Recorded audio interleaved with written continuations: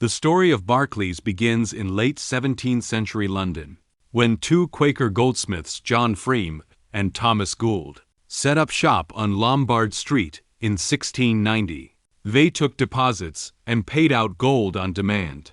The business grew steadily, and in 1736 Freame's son-in-law, James Barclay, joined as partner, a name that would define the firm, anchored in Quaker values of honesty and stability. Its early bankers financed canals, factories and railways that powered Britain's industrial revolution, which in turn brought new business. Through the 1800s, Barclays expanded by absorbing smaller banks and serving the booming commercial economy. By Victorian times, it had outgrown its modest roots.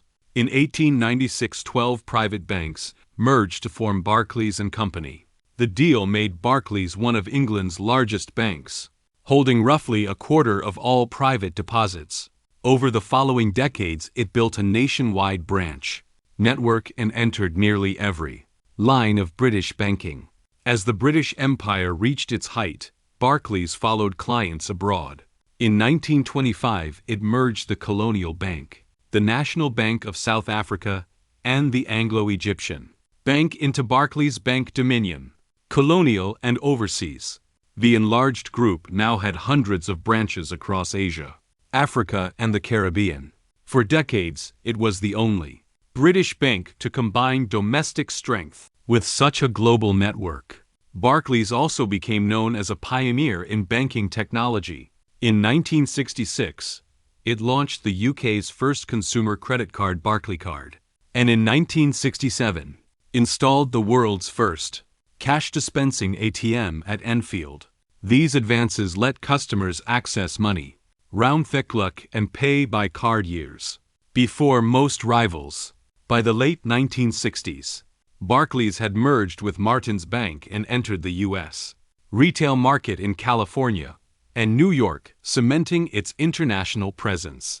The most dramatic expansion came in 2008 during the financial crisis. On the 17th of September, Barclays agreed to buy Lehman Brothers' entire North American investment banking and trading business for $1.75 billion. The deal saved about 1,000 Wall Street jobs and instantly made Barclays a major player, with full equities, debt, and M&A capabilities. In effect, it gave the once London-centric bank a permanent seat among Wall Street's bulge bracket elite. Today, more than 3 centuries after its founding, Barclays operates in over 40 countries with tens of thousands of employees.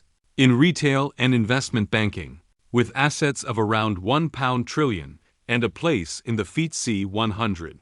Barclays' journey from a Lombard Street goldsmith to global financial powerhouse reflects both the sweep of British economic history and the bank's spirit of innovation.